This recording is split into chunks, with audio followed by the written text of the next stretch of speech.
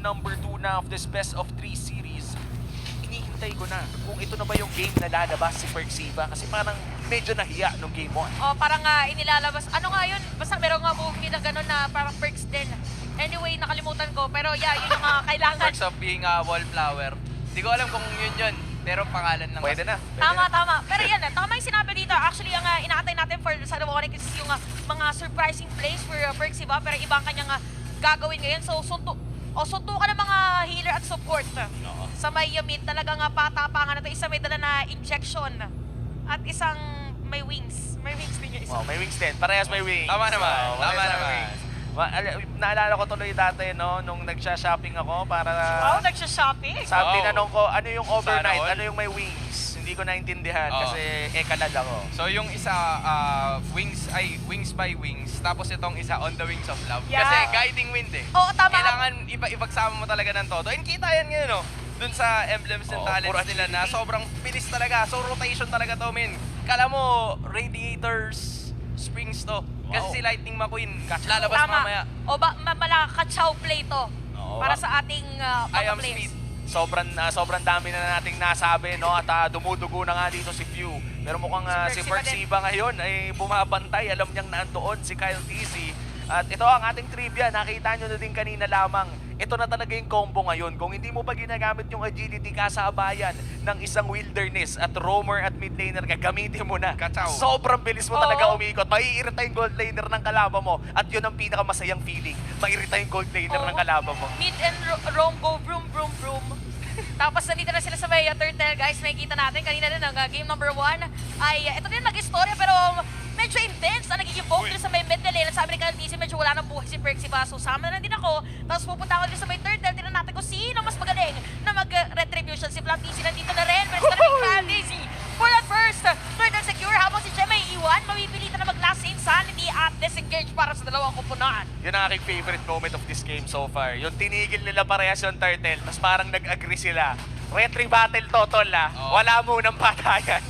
Actually, good start yon para sa side ng AP Bren. Kasi yung ginawa nila is to burst Perxiva down. So medyo nag-aling-langan si Ryzen kung magsistay pa ba siya dun sa turtle fight. Kasi nagkaroon ng moment na halos 20% na lang yung buhay ni Perxiva. So walang guiding wind, walang kahit anong initiation using the circling eagle. So it was in terms of the mental toughness na ipakita dito ng AP Bren. Because of the burst down, then they've managed to take the turtle para sa kanila. Looking at the item build, no, mukhang wala pang sapatos dito. Ang side na ni Nets, ito yung tipo na feeling ko hindi talaga magsasapatos buong game. Oo. Damage muna, nakasprint naman. And mamaya pa talaga yung damage output ng Onyx. Ito yung alam mong late game yung inaabangan nila. Patagal na ng patagal, no?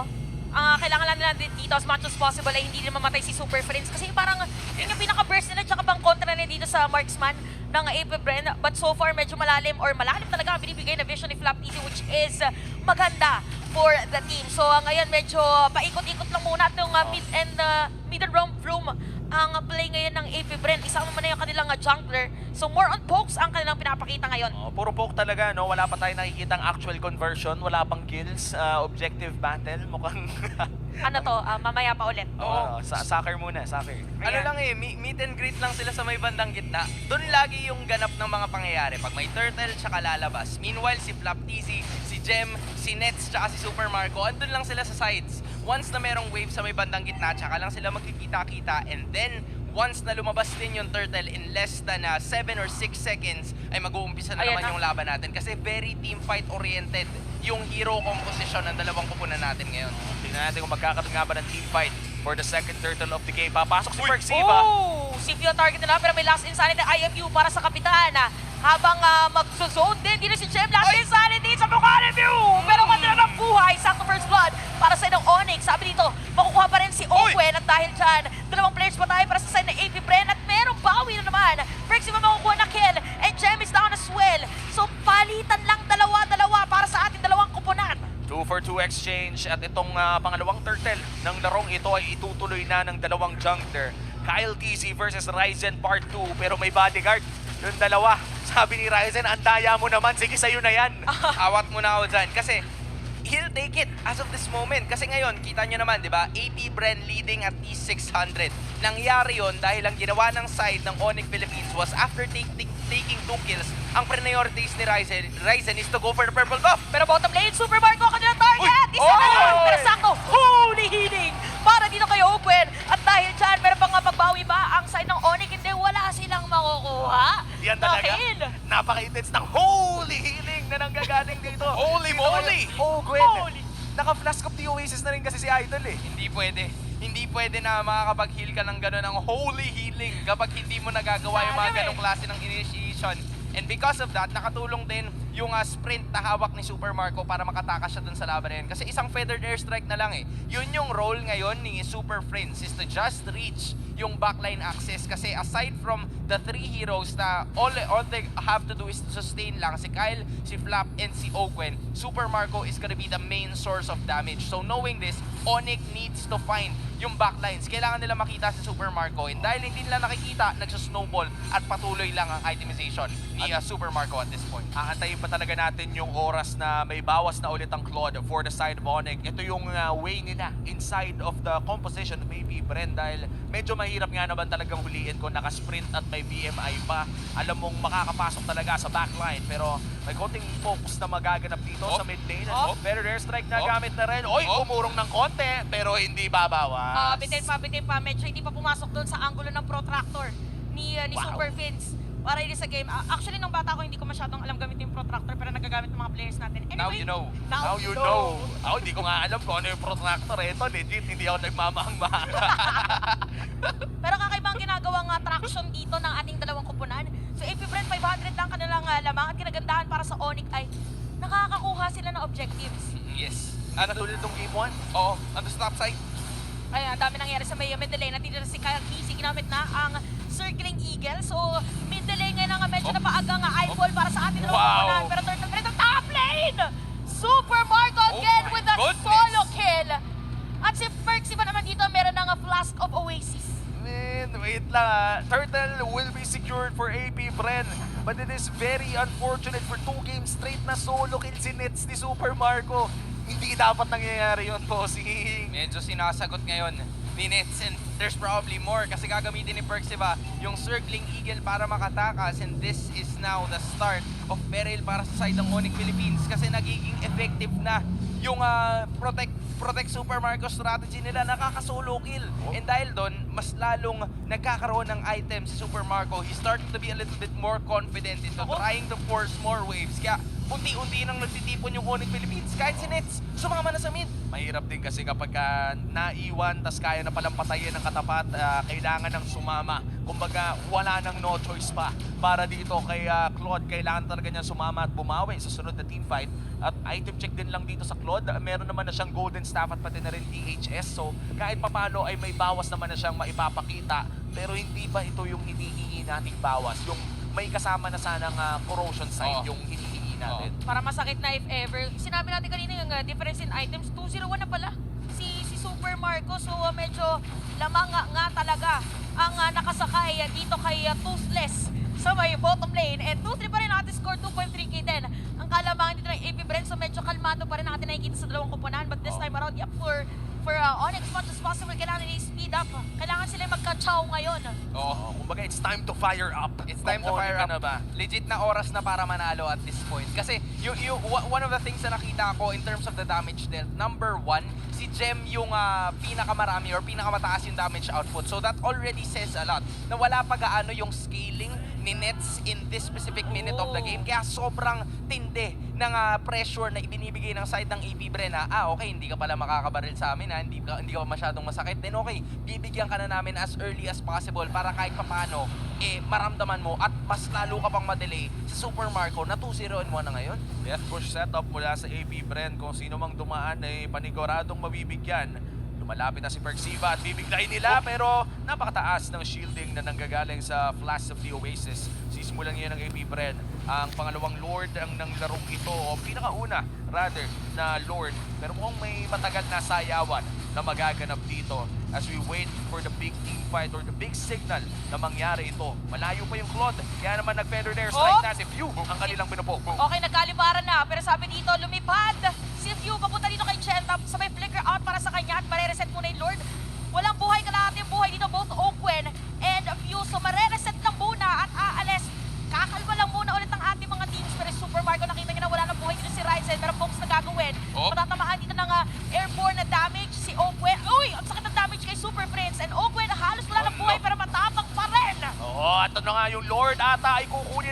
Bren. Gem is down pero meron pa namang immortality. Lord secured for Kyle TZ at si Ryzen naman ngayon ang gusto ni Flap. Makakatakas naman with the Mortal Coil pero killing spree na nga Si Nets, para kay Super Marco. At habang nangyayari ang lahat, si Nets tumatrabaho lang pala sa may bandang itaas. This is the same thing na palaging ginagawa ni Nets na kapag nalalagay sa alanganin ang kanyang kupunan. It's time for him to step up. Fire up siya individually. Kasi yun yung kailangan. Objectives is gonna be the name of the game. Gold earned going into the side of Super Marco. And I have to say, Ogwen, maganda ang kanya nagiging positioning in terms of team fight. Alam niya na kailangan siya ng team niya in terms of his holy healing. There he goes again. Noko, medyo may damage na si Nets. Nakita natin ang lahati yung buhay. Kailangan na lang kontrahin doon sa mga biglaan damage na sinasabi natin. Speaking of biglaan damage, grab ng Feather Airstrike pero hindi sapat. Pero madepensa niyo to rin sa may middle lane. Habang si Super Marco, konting arriba, mega kill na para sa kanya. Meron pang minion wave na dadaan. Iikutan dito, Flap TZ with zone. At meron pang minion wave dito sa may bottom lane. At Lord, dadaan sa may top lane. Ang malas ni Parksiva doon. Kaya niya sanang mabuhay kung hindi up yung passive ng isang Irritate. Dumoble yung crit via Jungle Heart. At ngayon naman, Sakit ay yan. 4v5 scenario with a Lord upstairs as well. Pero mukhang matutunaw naman na ito sa mukha ni Gem. Lord ngayon ay sinimulan na nga na tunawin ang side ng Onyx. At mukhang makakadepensa sila. Feathered Airstrike ay kahit papano naglaland naman. If there is one thing na pinanghahawakan ng side of Onyx Philippines right now, it's the wave clear. Dahil meron silang Feathered Airstrike, nandyan din yung Blazing Duet na kahit papano, in fact, kahit na nerf to, pag dumating naman ang later portions ng laro na naka-build up na si Nets, especially now na meron siyang Golden Staff Corrosion Sight na nabanggit nga ni Umi from a while ago, that's gonna increase a little bit more in terms of like the basic damage output or basic attack na posible manggagaling dun sa Claude, mararamdaman ito ng kupunan ng AP Bren who is holding a 5.2k gold lead right now. And tingnan mo naman, di ba, damage dealt, Super Marco number 1 pero dahil sa pressure and poking capabilities, Super Friends makes it for the Pareha side of silang Sonics. super. Pareha super. Sino mas-super ngayon? Doon natin titignan. Tsaka meron sa MPL Malaysia ba yun? Yung apat silang super. Apat silang super. Oy, teka lang, Persiba. Medyo delikado pero hindi naman nata matutuloy ang labang yun. AP Bren, once again may kalamangan ng 5,000. I think the safe play here is to wait for the Lord. Kumbaga, abangan na lang natin yung next Lord. Oo, kailangan talaga dahil at least meron pa silang added na damage and sustain as well para sa kanilang team. So kung sabihin, pumunti ka na si Percival. Masakit. But anyway, gusto nating pansinin na ang ganda ng positioning nila ni Super Friends kasi considering na viable target talaga siya. Hindi pa rin siya nakukuha or hindi pa talaga siya na-kill for this game at saka nasa-zone out niya yung mga players ng AP Bren. So parang inaantay ngayon ng Onyx, tama ba, is yung sabay na pagpitik ng damage ni Super Friends at saka ni Nets. At ang kailangan nilang abutan is gonna be Super Marco. Kasi si Few kahit papaano nakakaramdam naman ng pressure within the Feathered Airstrike as well. And babalikan natin yung draft, di ba? Pumili sila ng XP laner and ng roamer na pwedeng makapag-disengage doon sa mga fights na meron. So kahit paano, magiging komportable na mag-position dito si Super Friends dahil nandiyan si Percival na makakalayo using the Guiding Wind and si Gem na may pangalawang buhay kapag na-pop na yung kanyang Firaga Armor. Pero wala siyang immortality this time around. Kyle TZ ngayon, hinila na ang Lord papunta sa kanyang koponan. Flap TZ, half HP. Gem ngayon ang pumupronta, pero yung immortality is already up for this export. Kaya naman, i-reset muna, papatagalin. Ang Lord Dash, sakit. grabe yung poke, ang sakit na ni Super Friends. Oo, parang pinaforce niya rin talaga na mag-holy healing na agad Oo. si Ogwen para pag nag-go talaga sila sa teamfight, diretso na. So ito kalahati yung buhay nating Lord, nakapwesto Percival, nag-aabang kung sino pwedeng ma-circling Eagle habang Super Marco sabi niya parang medyo delikado yata na basta-basta na ako lumabas. So medyo matagal na Lord Tatlo Dance yun, to. tagal Tatlo nun. to na teamfight dance duration for these teams. Mga 2 minuto na tayong nakatayo dito. Kyle TZ tinatake pa rin, pero Flap, mukhang napaka-consecration ng maaga. Super Marco ultimate as well. Flap TZ ngayon ang pumupronta para sa side ng AP Bren. At mukhang makikita niya si Ryzen. Hinahold pa rin ni Kyle TZ ang Lord, pero mukhang dubu-dubu na ang Onyx. Oh, grabe yung zone out na ginagawa dito. Mapipilitan na mag-flicker out si Ogwen. Pero si Gem talaga napilit nila na wala ng Firaga Armor. Ginamit na rin ang ultimate ng Rafaela, pero nandito pa rin na side ng AP Bren. my goodness. Yung Lord at si Gem mawawala ng immortality. Look at the control na ginagawa ngayon ng AP Bren. At Flap TZ papasok na rin para hindi na makapag-entry pa ang mga players ng Onyx. Oh, Sabi nila diretso Marco. Arriba. Habang si Ryzen hindi na makakakuha ng damage galing sa kanila. Meron pa, ang layo na Ang naman layo ni naman. From east-west to coast-west. Grabe! Lumangoy na talaga sa buong ere. Baliktad. And then this time around, West Coast AP Bren secures the Luminous Lord. And doon natin makikita ang kalamangan ng AP Bren in terms of sustain. At saka to, sobrang hirap na tumimfight pag may Rafaela. True. Isipin mo si Kyle TC, andun lang siya, kasama niya lang yung Lord na nagpo-moment lang sila sa may bandang Lord pit sa taas, and then there were the rest of the members. Not to mention na nandyan si Flap TC na up to this point, 15 minutes into the game, wala pang death. That already goes to show you how much sustain AP Bren is already holding, na umabot sa point na kahit halos full build na, malapit na sa full build si Nets, eh hindi pa rin nape-penetrate yung defenses ng side ng AP Bren. And napaka-low ng kill score ng game na to, pero mukhang pati si Flap ay nananakit na rin ng marksman at this point. At ang Luminous Lord ngayon ay nasa may bandang itaas. Isang bangga lang dito ay babagsak na ang Toring ito at mukhang makakaandar ang Lord. That's one inhibitor turret down. Mid lane naman, ang punteriya ngayon ng AP Bren with a 7k gold lead. Okay, dedepensa dito ang Onyx at may-clear nila ang minion wave sa may middle lane, pero few meron ng Divine Glaive for this game. So another minion wave dito sa may middle lane. Sumukha ito na yata ang inaantay ng AP Bren para pwedeng dumiretso at makakuha ng secured na rin against them. Pero Flap TC ito mga lahat yung buhay. Perks iba papasok pero hindi. Sabi niya bait lang daw yun.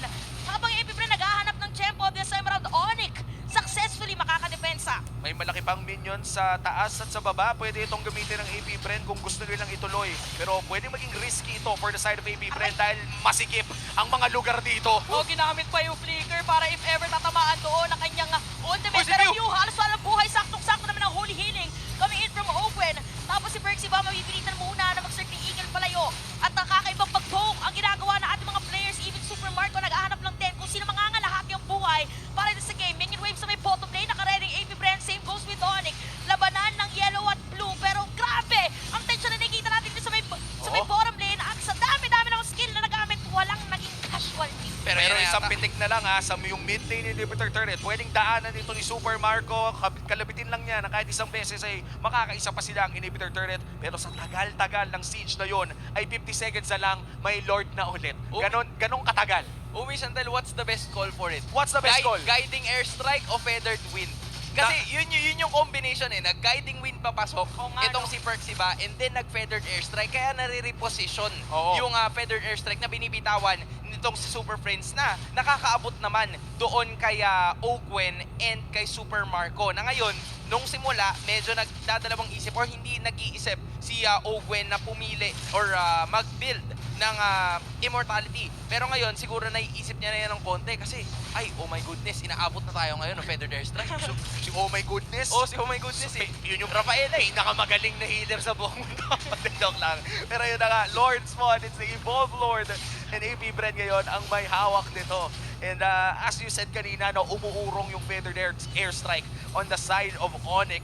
And kailangan nga abangan nito ng AP Bren dahil sumasakit na nga rin dito si Super Friends na hindi pa rin napipitas buong laro. Uy, basta ni Tagal Owen, na naman tayong tatambay dito para sa Lord. Tsaka sabi natin ang storyline ng Onyx from time to time is nananalo sila from a comeback. So talaga inaantay lang nila na medyo tumagal yung laban pero parang hindi nakatagal yung HP ni Ryzen dahil sa sakit na rin ng damage nila ng Super Marco. So ito na naman yung Lord Control na ating sinasabi para sa ating dalawang kumpunahan.